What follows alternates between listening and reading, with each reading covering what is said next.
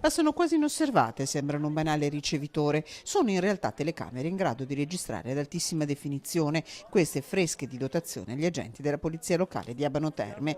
Primo comune in Veneto a provarle, la località termale le avrà a disposizione per 3 mesi gratuitamente, come spiega il sindaco Federico Barbierato. Faciliterà il lavoro degli agenti, a nostro avviso sarà anche un deterrente per i malintenzionati e poi sarà un ulteriore elemento di prova per acquisire le prove di eventuali reati. Le telecamere sono 6 e saranno usate in tutti i turni, compresi gli orari notturni nei fine settimana.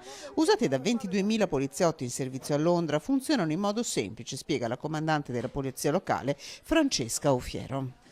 La telecamera funziona su impulso dell'operatore.